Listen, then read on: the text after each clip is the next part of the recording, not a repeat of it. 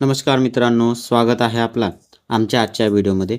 मित्रांनो, आजच्या व्हिडिओमध्ये आपण बघणार आहोत आपण कशा प्रकारे आपला महाऑनलाईनच्या आय डीवरून आपण आपला EWS सर्टिफिकेट काढू शकता.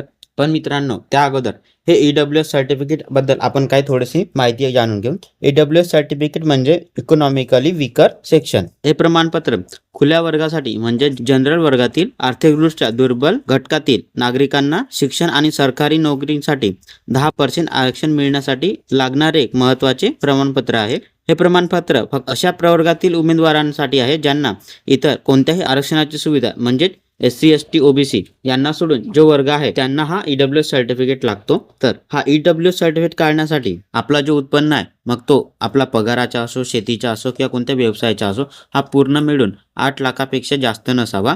त्याच्यासोबतच आपल्याला 5 एकरपेक्षा जास्त कुटुंबाच्या मालकीची शेती नसावी. आणखी आपल्या कुटुंबाचे घर 1000 चौरस फूट किंवा त्यापेक्षा कमी क्षेत्रफळाचे असावे. आणि हा फॉर्म आपल्याला इथं ओपन म्हणजे जनरल कॅटेगरीसाठी आहे. आणि हा EWS सर्टिफिकेट काढण्यासाठी आपल्याला इथं आपले काही डॉक्युमेंट्स द्यायचे.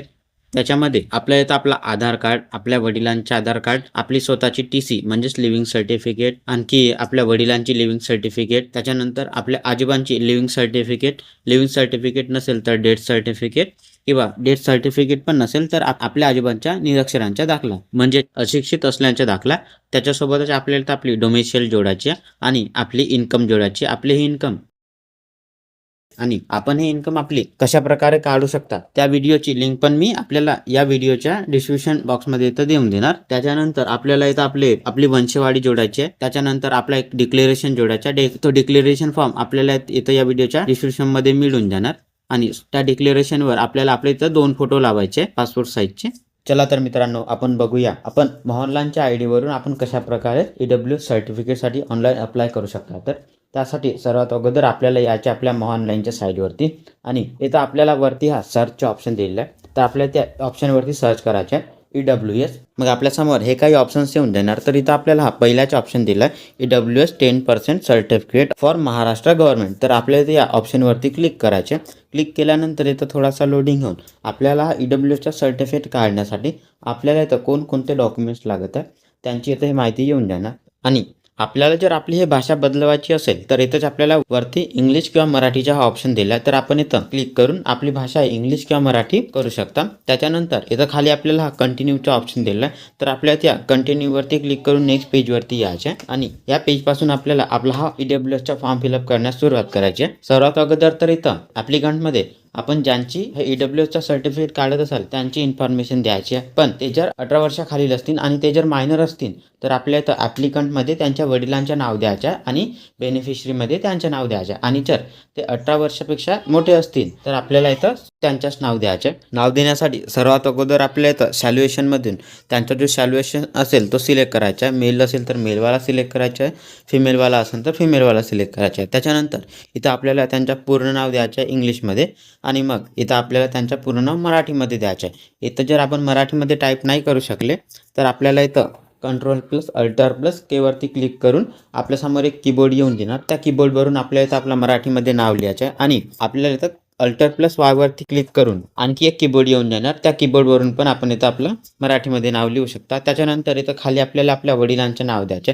त्याच्यासाठी आपल्याला इथं सॅल्युएशनमधून त्यांचं सॅल्युएशन सिलेक्ट करायचं. इथं आपल्याला हे 2 ऑप्शन दिले, मिस्टर आणि श्रीच्या. तर इथून आपण कोणता पण एक ऑप्शन सिलेक्ट करू शकता. त्याच्यानंतर इथं आपल्याला त्यांचं पूर्ण नाव इंग्लिशमध्ये द्यायचं आहे आणि तोच नाव आपल्याला इथं मराठीमध्ये द्यायचं आहे. इथं पण कीबोर्ड नाही आला तर आपण इथं Ctrl+Alt+K वरती क्लिक करून किंवा Alt+Y वरती क्लिक करून कीबोर्डवरून आपण इथं त्यांच्या मराठीमध्ये नाव लिहू शकता. त्याच्यानंतर इथं खाली आपल्याला हा बर्थ डेटचा ऑप्शन दिला आहे. तर आपली जी जन्मतारीख असेल तर जन्मतारीख आपल्याला इथून सिलेक्ट करायची आहे. आपण जे इथं जन्मतारीख सिलेक्ट कराल त्यानुसार आपली जेवढी वय होणार ते वय इथं येऊन जाणार. आणि इथं आपला जेंडर पण इथं ॲटोमॅटिकली येऊन जाणार, कारण इथं आपण सॅल्युएशनमध्ये मेलवाला ऑप्शन सिलेक्ट केला होता. त्याच्यानंतर इथं ऑक्युपेशनमध्ये आपण जो काम करत असाल तो कामाचा ऑप्शन आपल्या इथून सिलेक्ट करायचा. आपण जो काम कराल तो ऑप्शन सिलेक्ट करायचा. आणि आपण जर काही एज्युकेशन घेत असाल तर आपल्या इथं स्टुडंटवाला पण ऑप्शन दिला आहे. त्याच्यानंतर इथं आपल्याला आपला मोबाईल नंबर द्यायचा. मोबाईल नंबर दिल्यानंतर इथं आपल्याला हा ईमेल आय डीचा ऑप्शन दिला आहे. तर हा ईमेल आय डीचा ऑप्शन इथं मेंडेटरी नाही आहे, पण आपल्याला द्यायचा असेल तर देऊ शकता किंवा याला सोडू पण शकता. त्याच्यानंतर आपल्या इथं थोडासा खाली स्क्रोल करायचे आणि इथं खाली आपल्याला आपल्या ॲड्रेसचे डिटेल्स द्यायचे. सर्वात अगोदर इथं आपल्याला ॲड्रेसमध्ये आपला जो संपूर्ण ॲड्रेस असेल तो ॲड्रेस आपल्याला इथं द्यायचा. त्याच्यानंतर इथं आपल्याला स्ट्रीट, बिल्डिंग, लोकॅलिटी आणि लँडमार्कचे ऑप्शन दिलं आहे. हे इथं मेंडेटरी नाही आहे, पण आपल्याला द्यायचं असेल तर देऊ शकता किंवा याला सोडू पण शकता. त्याच्यानंतर इथून आपल्याला आपला जिल्हा सिलेक्ट करायचा आहे. जिल्हा सिलेक्ट केल्यानंतर इथून आपल्याला आपला तालुका सिलेक्ट करायचा आहे. तालुका सिलेक्ट केल्यानंतर जो आपला विल्याचं नाव असेल, जो आपल्या गावाचं नाव असेल, तो गावाचं नाव आपल्याला इथून सिलेक्ट करायचं आहे आणि इथं आपल्याला आपला पिनकोड द्यायचा आहे. याप्रमाणे इथं आपल्याला आपल्या ॲड्रेसची डिटेल्स द्यायचे. ॲड्रेसची डिटेल्स दिल्यानंतर इथं खाली आपल्याला हा बेनिफिशरीची डिटेल्स दिल्याबद्दल ऑप्शन आलेला आहे. तर आपण जर 18 वर्षाखालील असाल तर आपल्याला वरती ॲप्लिकंटमध्ये आपल्याला आपल्या वडिलांचं नाव द्यायचं आणि इथं बेनिफिशरी डिटेल्समध्ये इथं आपल्याला आपण आपल्या मुलाच्या काढत असाल तर इथं सनवाला ऑप्शन सिलेक्ट करायचा आणि मुलीच्या काढत असाल तर आपल्या इथं डॉटरवाला ऑप्शन सिलेक्ट करायचे. आणि आपण जर इथं 18 वर्षापेक्षा जास्त असाल तर आपल्या इथं सेल्फवाला ऑप्शन सिलेक्ट करायचे. इथं आपण सेल्फवाला ऑप्शन सिलेक्ट केले तर इथं ॲटोमॅटिकली आपण वरती ज्याप्रमाणे आपली माहिती दिली असेल त्याप्रमाणे इथं आपली माहिती येऊन जाणार आणि आपली जर ती माहिती आली नाही तर ती आपली माहिती आपल्याला इथं द्यायच्या. सर्वात अगोदर इथून बेनिफिशरी सॅल्युएशनमधून आपला जो सॅल्युएशन असेल तो सॅल्युएशन इथं द्यायचे. त्याच्यानंतर इथं आपल्याला आपला पूर्ण नाव इंग्रजीमध्ये द्यायचे आणि तोच नाव आपल्याला इथं आपल्या मराठी भाषेमध्ये द्यायचे. आणि त्याच्यानंतर आपली जे जन्मतारीख असेल तर जन्मतारीख आपल्याला इथं द्यायची. त्याच्यानंतर इथं आपल्याला आपला जेंडर द्यायचा. जेंडर दिल्यानंतर इथं आपल्याला आपला मोबाईल नंबर द्यायचे. मोबाईल नंबर दिल्यानंतर इथं हा ईमेल आय डीचा ऑप्शन दिला तर आपण आपली ईमेल आय डी देत असाल तर देऊ शकता किंवा याला सोडू पण शकता. हा इथं मेंडेटरी नाही आहे. त्याचप्रमाणे इथं आपल्याला UIDIचा नंबर पण दिला आहे आणि त्याच्यानंतर इथून आपल्याला आपलं ऑक्युपेशन जो आपण काम करसाल तो ऑप्शन आपल्या इथून सिलेक्ट करायचे. हे इन्फॉर्मेशन दिल्यानंतर इथं खाली आपल्याला आपल्या परमनंट ॲड्रेसबद्दल विचारला आहे. तर आपण वरती जो आपला ॲड्रेस दिला होता तोच आपला परमनंट ॲड्रेस आहे का म्हणून विचारला असेल तर आपल्याला त्या यसवरती क्लिक करायचे आणि नसेल तर आपल्याला त्या नोवरती क्लिक करून इथं आपल्याला आपला परमनंट ॲड्रेस द्यायचा आणि वरती दिलेला तोच आपला परमनंट ॲड्रेस असेल तर आपल्याला इथं फक्त यसवरती क्लिक करायचं. त्याच्यानंतर इथं आपल्याला मायग्रेशनबद्दल विचारलं तर आपण इथून कोणत्या दुसऱ्या राज्यामधून आपल्या महाराष्ट्र राज्यामध्ये येऊन राहत असाल तर आपल्याला त्या मायग्रेशनवरती यसवरती क्लिक करून इथं आपल्याला आपली मायग्रेशनची इन्फॉर्मेशन द्यायची आणि नसेल केले तर आपल्याला फक्त नोवरती क्लिक करायचे. त्याच्यानंतर इथं खाली आपल्याला आपल्या कास्ट कॅटेगरीचे डिटेल्स द्यायचे. तर आपली जे कास्ट कॅटेगरी असेल ते कास्ट कॅटेगरी आपल्याला इथं द्यायचे. कॅटेगरी दिल्यानंतर इथं आपल्याला हे काही माहिती दिली आहे की अर्ज भरताना दिलेल्या रकान्यामध्ये जातीच्या शब्दलेखन अचूक करावे. एखादा अर्ज स्वीकारल्यानंतर त्यात कोणताही बदल करता येणार नाही. याप्रमाणे इथं आपल्याला हे काही माहिती दिलेली आहे. त्याच्यानंतर इथं खाली आपल्याला आपल्या वडिलांची माहिती द्यायची. आपण वरती जे आपल्या वडिलांची माहिती दिली ते इथं येऊन जाणार, पण इथं केव्हा येत नाही. इथं जर माहिती नाही आली तर ते आपल्याला आपल्या वडिलांची माहिती द्यायची. सर्वात अगोदर इथून सॅल्युएशनमधून त्यांचा जो सॅल्युएशन असेल तो सिलेक्ट करायचा. त्याच्यानंतर त्यांच्या पूर्ण नाव इथं इंग्लिशमध्ये द्यायचे. इंग्लिशमध्ये नाव दिल्यानंतर त्यांच्या तोच नाव इथं मराठीमध्ये द्यायचं आहे. मराठीमध्ये नाव दिल्यानंतर इथं खाली त्यांची जे जन्मतारीख असेल ते जन्मतारीख इथं डेट ऑफ बर्थमध्ये द्यायचे आणि त्याच्यानंतर इथं त्यांचा जो जेंडर असेल तो जेंडर आपल्या इथून सिलेक्ट करायचे. त्याच्यानंतर इथून ऑक्युपेशनमधून ते जे काम करत असतील तो कामाचे ऑप्शन आपल्या इथून सिलेक्ट करायचे. त्याच्यानंतर इथं खाली आपल्याला मोबाईल नंबरचे ऑप्शन दिलं तर इथं आपल्याला त्यांचा मोबाईल नंबर द्यायचे. मोबाईल नंबर दिल्यानंतर इथं आपल्याला हा ईमेल आय डी आणि UIDIचा ऑप्शन दिलेला आहे. तर आपण इथं ते देत असाल तर देऊ शकता किंवा याला सोडू पण शकता. याप्रमाणे इथं आपल्याला आपल्या वडिलांची माहिती द्यायची. त्याच्यानंतर इथं खाली आपल्याला आपल्या वडिलांचा संपूर्ण ॲड्रेस द्यायचे. सर्वात अगोदर इथं ॲड्रेसमध्ये त्यांचा जो ॲड्रेस आहे तो ॲड्रेस आपल्याला इथं द्यायचा आहे. त्याच्यानंतर इथं स्ट्रीट, बिल्डिंग, लोकॅलिटी आणि लँडमार्कचे ऑप्शन दिलं तर आपण हे देत असाल तर देऊ शकता.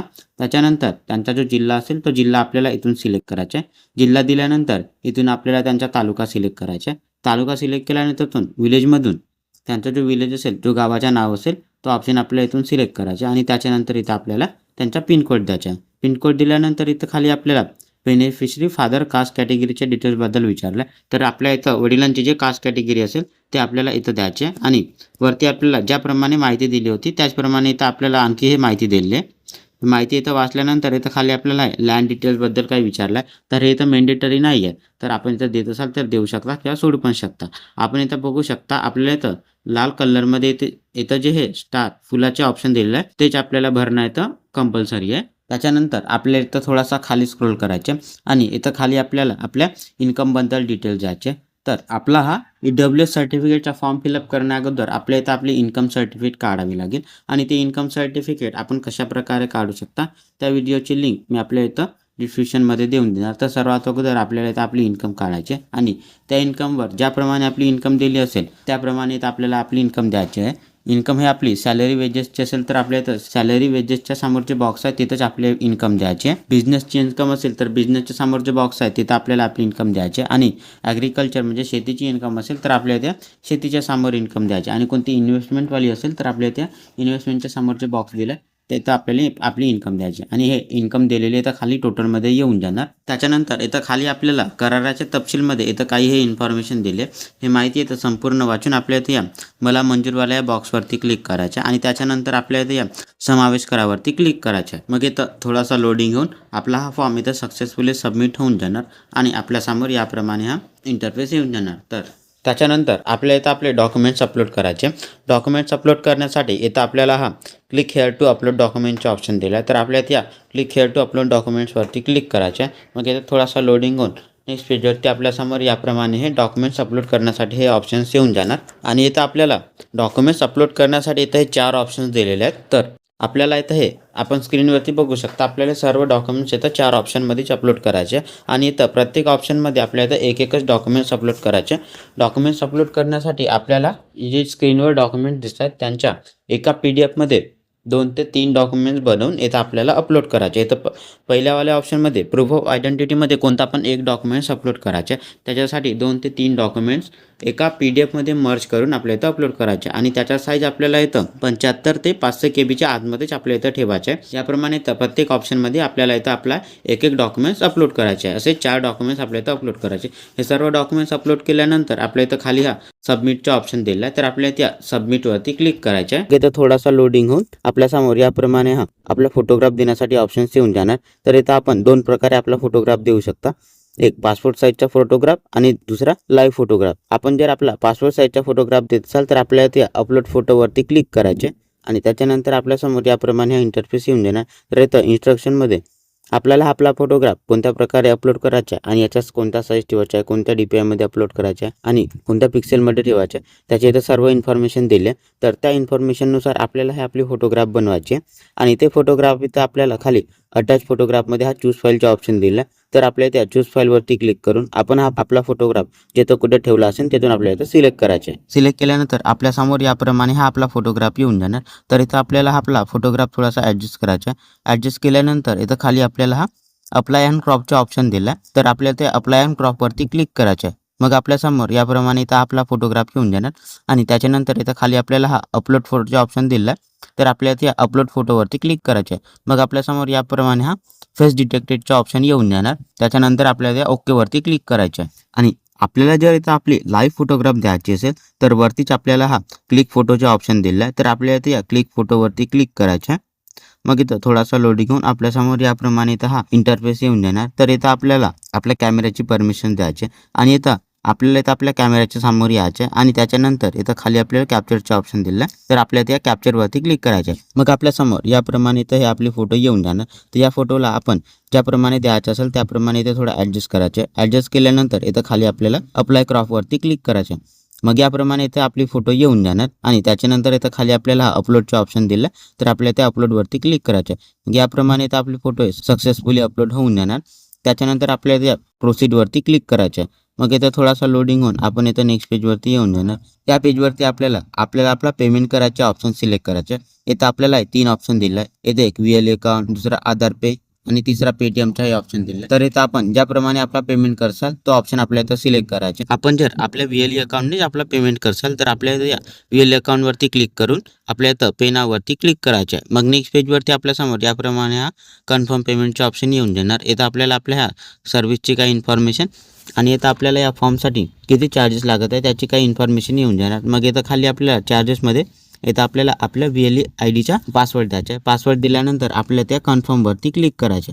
मग इथं थोडासा लोडिंग होऊन आपला पेमेंट हा सक्सेसफुली होऊन जाणार आणि आपल्यासमोर याप्रमाणे हा आपण केलेल्या पेमेंटची इथं रिसिप्ट येऊन जाणार. आपल्याला जर या रिसिप्टची प्रिंट काढायची असेल तर इथंच खाली आपल्याला हा प्रिंट किंवा प्रतचा ऑप्शन येऊन जाणार. तर आपल्याला त्या प्रिंट किंवा प्रतवरती क्लिक करून आपल्याला याची प्रिंट काढायची असेल तर प्रिंट काढू शकता, किंवा आपल्याला इथं आपल्या लॅपटॉप मोबाईल पीसीमध्ये जर याला सेव्ह करून ठेवायचं असेल तर आपण याला सेव्ह करून पण ठेवू शकता. त्याच्यानंतर इथे आपल्याला पुढे सुरूवरती क्लिक करून नेक्स्ट पेजवरती यायचं आणि आपण जो आता आपला EWS सर्टिफिकेटचा फॉर्म फिलअप केला हे त्याची टोकन आहे. तर आपल्याला जर याची प्रिंट काढायची असेल तर वरतीच आपल्याला याच्या पण प्रत किंवा प्रिंटचे ऑप्शन येऊन जाणार. तर आपण इथे या प्रत किंवा प्रिंटवरती क्लिक करून याची प्रिंट काढू शकता, किंवा आपल्या लॅपटॉप मोबाईल पीसीमध्ये पण याला सेव्ह करून ठेवू शकता.